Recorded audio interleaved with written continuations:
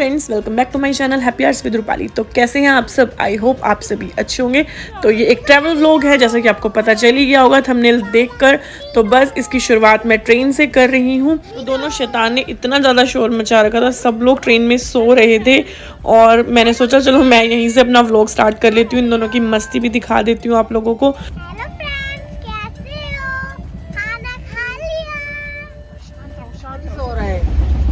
ये कौन सो रहा है मेरी बानू? ऊपर देखो भी तो देख। कौन सो रहे हैं? पापा सो रहे हैं। ये कौन सो रहा है? देखो पापा बानू वो कौन सो रहा है? ये दादू सो रहा है। देखो दादू है तो दीदा पापा तेरे दादू को देखो। ऊपर है दादू। दादू को देखो। ये कौन? अच्छा बानू, मैं किसकी बुआ हूँ? किसकी बुआ हूँ? मेरी बुआ और मेरी आए बच्चा, मेरी बुआ पकड़ लिया हटो मेरी बुआ। सो गाइज फाइनली हम रायबरेली जंक्शन पहुंच चुके हैं। यूपी में है, मैं एक्चुअली यूपी में मेरे मामा जी रहते हैं, उनके बेटे की शादी है, तो हम पूरी फैमिली यहाँ आए हुए हैं और उसी के हिसाब से हमने आगे का हमारा ट्रिप बनाया है। तो यहाँ पर उनकी शादी है, तो 2-3 दिन हम उनके घर पे रहेंगे, शादी इंजॉय करेंगे और उसके बाद हमारा वाराणसी का ट्रिप और विंध्याचल का ट्रिप हम करेंगे। तो 2 दिन हम आराम से रहे, वहाँ रेस्ट किया बहुत ज़्यादा वाला, और उसके बाद शादी का दिन आया। उससे पहले भी काफ़ी ज़्यादा फंक्शंस हुए थे, जैसे कि सगन हुआ था, तिलक हुआ था, और वो सब मैंने नहीं शूट किया बिकॉज मुझे इसको ज़्यादा लंबा नहीं करना था। तो बस ये शादी की क्लिप है, ये मैंने ऐड करी है। और उसके बाद वहाँ पर इस तरीके से नागिन डांस हो रहा था, जिन्होंने पूरा मिट्टी में लोट के ऐसा नागिन डांस किया। पूरी क्लिप तो मैंने ऐड नहीं करी, बट छोटी सी क्लिप मैंने आप लोगों के लिए ऐड करी है। आप लोग भी इंजॉय करिए, क्योंकि पूरी क्लिप मैं ऐड करती तो ये व्लॉग बहुत ज़्यादा लंबा हो जाता। सो ये था मेरा फाइनल लुक। पूरा तो मैंने नहीं लिया, बट आप लोगों को दिखाने के लिए मैंने थोड़ा सा ऐड किया है। और ये मेरे मामा जी का बेटा है और अब उनकी वाइफ हैं, जिनकी शादी थी, जिनकी शादी अटेंड करने हम लोग गए थे। बस उसके नेक्स्ट डे हम वहाँ रुके, रेस्ट किया और उसके बाद हम निकल पड़े हमारी आगे के ट्रिप के लिए। तो अब हम जा रहे हैं प्रयागराज, क्योंकि विंध्याचल धाम मिर्ज़ापुर के दर्शन करने के लिए हमें इसी रास्ते से जाना है। तो इस रूट में प्रयागराज मतलब इलाहाबाद भी आता है, तो हम लोगों ने सोचा पहले हम प्रयागराज संगम में स्नान कर लें और उसके बाद हम आगे माता रानी के दर्शनों के लिए जाएंगे।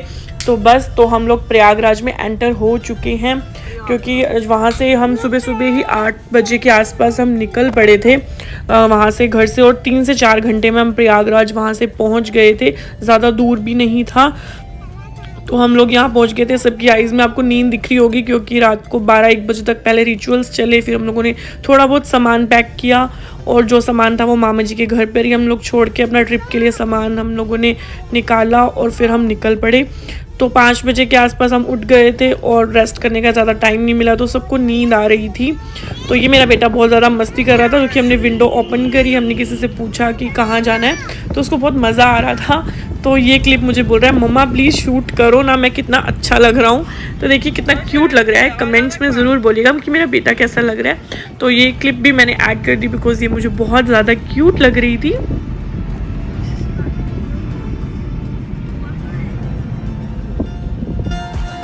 तो सो गाइज़ हम लोग यहाँ गंगा के किनारे पहुँच चुके हैं। तो हम यहाँ पर आए तो हमें किसी ने बताया कि अगर आपको त्रिवेणी संगम में स्नान करना है तो आपको आगे जाना पड़ेगा।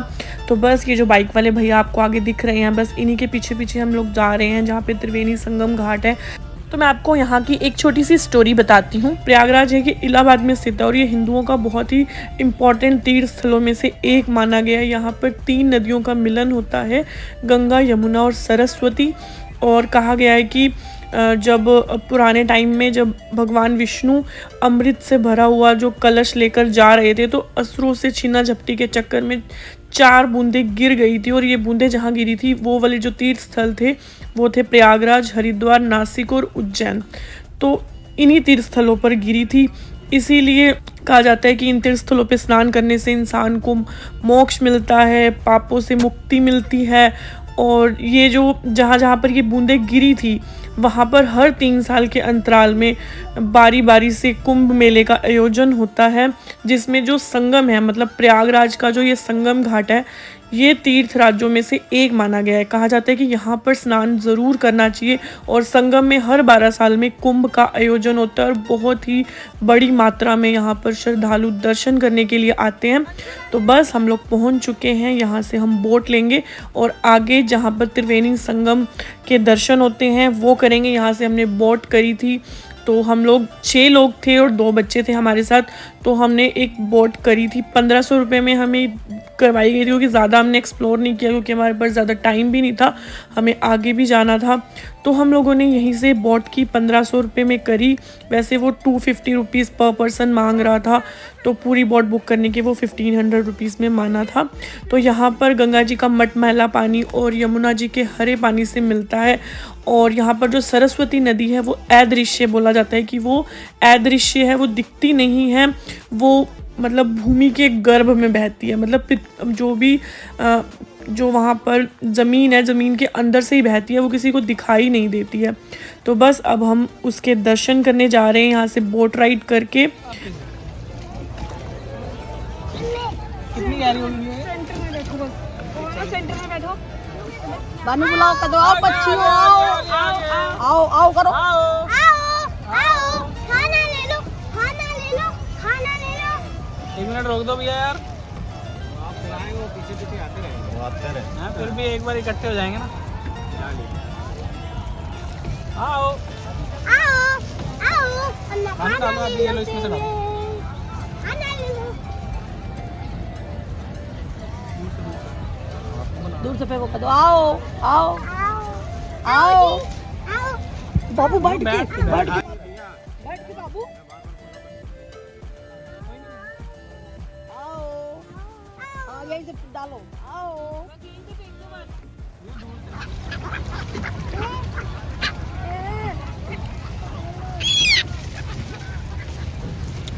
बानू नीचे बैठ के बेटा।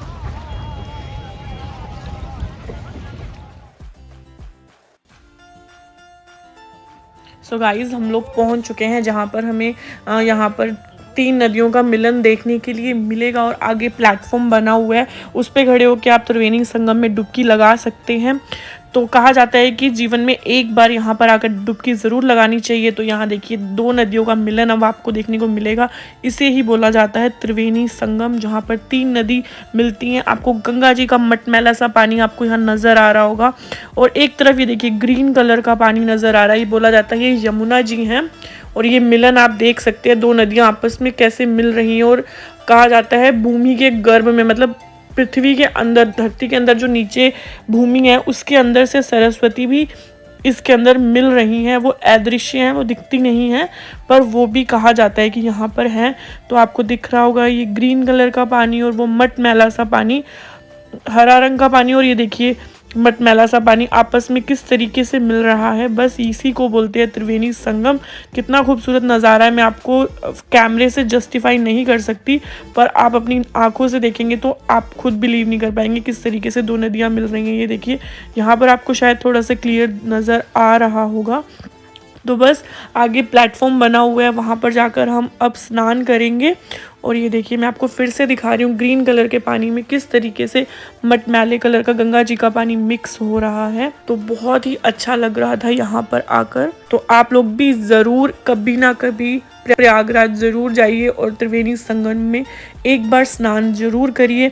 तो बस आगे वाले प्लेटफॉर्म पर अब हम स्नान करेंगे, वो मैं शूट नहीं कर पाई थी तो मैं ज़्यादा ऐड नहीं कर पाऊँगी। यहाँ पर हम लोगों ने स्नान किया था। सो गाइस, हम लोगों ने प्रयागराज संगम के स्नान कर लिया है। अब हम हमारी दूसरी डेस्टिनेशन विंध्याचल मिर्ज़ापुर जा रहे हैं, जहाँ पर हम विंध्यवासिनी के दर्शन करेंगे और वहाँ पर काली खो, अष्टभुजा देवी मंदिर है। तो बस इन तीनों माता रानी के हम दर्शन करेंगे। और हमें यहाँ से निकलते निकलते काफ़ी टाइम हो गया था, क्योंकि हम लोगों ने स्नान किया, फिर हम लोगों ने कुछ खाया, फिर हम लोग आगे निकले। तो बस अब हम विंध्याचल जाने के लिए यहाँ से निकल रहे हैं। यहाँ से 1 से 1.5 घंटे का रास्ता है। सो गाइज़, अगर आप विंध्याचल जाकर दर्शन करना चाहते हैं तो आप दिल्ली से डायरेक्ट ट्रेन जाती है मिर्ज़ापुर की, और वहाँ से आप कोई भी किराए का ऑटो लेकर विंध्याचल दर्शन करने जा सकते हैं विंध्याचल धाम के। और अगर आप फ्लाइट से आना चाहते हैं तो आपको या तो पहले वाराणसी जाना होगा और वाराणसी से बाय टैक्सी आपको मिर्ज़ापुर आकर दर्शन करने होंगे, या फिर आप एक और रूट भी ले सकते हैं कि आपको दिल्ली से इलाहाबाद की जो फ़्लाइट है वो लेनी पड़ेगी और प्रयागराज होते हुए, प्रयागराज के दर्शन करना चाहें तो कर सकते हैं, प्रयागराज होते हुए आप मिर्ज़ापुर जा सकते हैं। तो आप, मेरे को ज़्यादा बेटर ट्रेन लगता है क्योंकि डायरेक्ट आ सकते हो आप दर्शन करने के लिए। और अगर आप ज़्यादा टाइम लेके आ रहे हो तो आप यहाँ पर दिल्ली से चित्रकूट, प्रयागराज और उसके बाद मिर्ज़ापुर और वाराणसी का मतलब पूरा का पूरा ट्रिप एंजॉय कर सकते हो अगर आपके पास टाइम है तो। पर हमें शादी को में जाना था तो हम चित्रकूट कवर नहीं कर पाए थे, अदरवाइज़ मैं अपनी इस ट्रिप में चित्रकूट को भी कवर करती अगर हमें शादी में नहीं जाना होता। तो चलिए आगे आप चलते हैं। चलिए अब मैं आपको विंध्याचल देवी मंदिर के बारे में कुछ बताती हूँ। यूपी के मिर्ज़ापुर में विंध्य पर्वत पर स्थित है विंध्याचल महाशक्तिपीठ। ये जितने भी 51 शक्तिपीठ हैं उनमें से एक शक्तिपीठों में से एक है ये। यहाँ पर एक नहीं, दो नहीं, बल्कि तीन महाशक्तियाँ विंध्य पर्वत पर निवास करती हैं, जिसमें से उनमें से हैं महाकाली, महालक्ष्मी और महासरस्वती हैं। और जो ये तीनों देवी हैं, ये त्रिकोण, तीनों देवी ईशान कोण पर विराजमान है, जिसको हम त्रिकोण भी कहते हैं। और ये ब्रह्मांड का एक इकलौता स्थान है जहाँ 3 देवियों का एक साथ भक्तों का कल्याण करती हैं। और ये पूरे 12 किलोमीटर में फैला हुआ है। और यहाँ पर आकर मतलब आप जो भी मनोकामना करना चाहते हैं वो पूरी होती है। और यहाँ पर नवरात्रों के दिनों में इतनी ज़्यादा भीड़ होती है, बहुत ही ज़्यादा भीड़ होती है यहाँ पर लकीली जब हम लोग यहाँ पर गए थे तो यहाँ पर बिल्कुल भी भीड़ नहीं थी। यहाँ से हमने प्रसाद लिया और यहीं पर टैक्सी स्टैंड पर हमने गाड़ी खड़ी करी। यहाँ पर कहीं भी आप प्रसाद ले सकते हैं और वहाँ पर आप अपना सामान रख सकते हैं, अपना लगेज रख सकते हैं। तो बस हम लोगों ने यहाँ से सामान लिया और फिर हम आगे दर्शन करने के लिए जाएंगे। अब तो यहाँ पर पिछले 2 सालों से कंस्ट्रक्शन का काम चल रहा है और अभी भी चल ही रहा है। यहाँ पर विंध्याचल कॉरिडोर बन रहा है, जैसे कि आपने बनारस में देखा होगा, वाराणसी में आपने काशी विश्वनाथ का मंदिर देखा होगा, वहाँ पर जो कॉरिडोर बना है वैसा ही सेम कॉरिडोर यहाँ भी बन रहा है। सो उसी का ही आसपास ये कंस्ट्रक्शन चल रही है और बनने के बाद बहुत ही सुंदर मंदिर बनने वाला है। तो बस हम लोग लाइन में खड़े हुए और बहुत ही ज़्यादा भीड़ नहीं थी और मतलब ठीक था, लाइन चल रही थी, ऐसा नहीं था कि आपको बस खड़े रहना है और बहुत देर तक वेट करना है। तो यहाँ पर हमें थोड़ी सी भीड़ मिली थी तो बस हम लोग अंदर दर्शन करने के जाएंगे। अंदर कैमरा अलाउड नहीं है पर जितना हो सकेगा मैं आप लोगों के लिए शूट करने की कोशिश करूँगी। तो बस हमने अंदर दर्शन कर लिए और यहाँ से माता की झांकी, मतलब आप बाहर से दर्शन कर सकते हैं। तो यहाँ से मैं आप लोगों को दिखा रही हूँ, माता रानी के दर्शन करवा रही हूँ। आप लोग भी माता रानी से कोई भी मनोकामना करिए और माता रानी उसे ज़रूर पूरी करेगी। और बस उसके बाद हम लोग गए अष्टभुजी मंदिर और वहाँ जाने का जो रास्ता है वो बहुत ही ज़्यादा ऊंचाई पर है, काफ़ी ऊंची हिल पर बना हुआ है। तो वहाँ पर जाने के लिए रोपवे होता है। तो हम रात के टाइम गए थे तो रोपवे बंद हो चुका था। आप चाहें तो दिन के टाइम जाइए, इस टाइम वैसे भी वहाँ पर बहुत कम लोग ही जाते हैं। तो जब हम गए थे तो भीड़ बिल्कुल भी नहीं थी और दिन में जाएंगे तो आप रोपवे से इजीली जा सकते हैं, अदरवाइज़ आपको 150 सीढ़ी चढ़कर ऊपर जाना पड़ेगा। तो हम यहीं से 150 सीढ़ी चढ़कर हम लोग दर्शन करने गए थे और 7:30 के आसपास का ये टाइम हो रहा था। तो हम काली खो नहीं जा पाए थे क्योंकि वो बंद हो गया था। तो हम लोगों ने अष्टभुजी जी के दर्शन किए और हम गाड़ी से गए थे तो हम टैक्सी स्टैंड तक गए और वहाँ से हम मंदिर में हम दर्शन करने के लिए गए। तो जैसा कि मैंने आपको बताया रात का टाइम काफ़ी हो चुका था तो यहाँ पर हमें बहुत ही कम भीड़ मिली थी, ज़्यादा भीड़ नहीं मिली थी। आपको ये मंदिर कितना खाली खाली नज़र आ रहा होगा। तो ये मतलब हम जिस टाइम पे गए थे तो यहाँ पर इतनी भीड़ नहीं थी, पर आप नवरात्रों के टाइम यहाँ जाएंगे ना, आपको इतनी ज़्यादा भीड़ मिलने वाली है कि आपको मतलब काफ़ी देर तक घंटों लाइन में खड़े रहना पड़ेगा। तो ये माता के मंदिर में, अष्टभुजी माता के मंदिर में दर्शन करने का ये जो मंदिर में प्रवेश का द्वार बना हुआ है और यहाँ पर काफ़ी और भी देवी देवताओं की काफ़ी फ़ोटोज़ हैं। तो यहाँ पर आपको बहुत ही ज़्यादा झुक कर अंदर जाना पड़ता है इस मंदिर के अंदर और अंदर आपको बैठकर निकलना पड़ता है और वो निकास द्वार है जहाँ से आप निकलते हैं। तो ये देखिए प्रवेश द्वार के अंदर हम यहाँ से एंट्री करेंगे। तो इस तरीके से आपको पूरा का पूरा बैंड करके आपको अंदर दर्शनों के लिए जाना पड़ता है। आपको बिल्कुल बैठ कर अंदर दर्शन करने पड़ते हैं। तो अंदर फ़ोन अलाउड नहीं था पर फिर भी मैंने आप लोगों के लिए छोटी सी क्लिप बनाने की कोशिश की है। तो ये देखिए इस तरीके से हमें अष्टभुजी मंदिर के दर्शन होते हैं। इस तरीके से बैठ कर आपको अंदर जाना पड़ता है और माता रानी के दर्शन होते हैं। तो यहाँ पर मैंने अष्टभुजी माता की फ़ोटो भी लगाई है। ये देखिए अष्टभुजी माता जी के दर्शन कर लीजिए आप लोग भी। और जो भी मनोकामना है उसको मांग लीजिए। तो बस अब हम उधर से निकास द्वार से बाहर आ चुके हैं और इस तरीके से बाहर ये हवन कुंड बना हुआ है। हवन सामग्री जो भी प्रसाद में आपको मिलती है वो चढ़ा दीजिए और यहाँ से माता का सिंदूर ले लीजिए, अपनी मांग में लगा लीजिए। तो बस यहाँ से आगे की तरफ यहाँ पर और एक माता रानी का मंदिर बना हुआ है, काली माता का और भैरव जी का मंदिर है।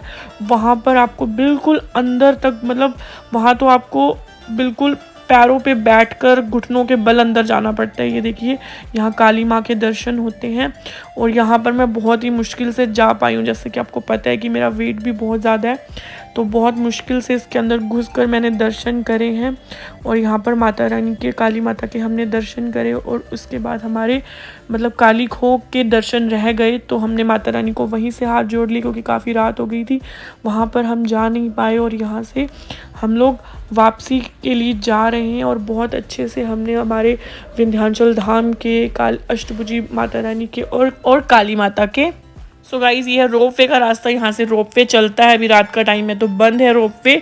इसी के साथ हमारी प्रयागराज और विंध्याचल धाम की यात्रा कंप्लीट होती है। अगर आपको वीडियो अच्छा लगा हो तो लाइक करना, शेयर करना एंड सब्सक्राइब करना मत भूलना।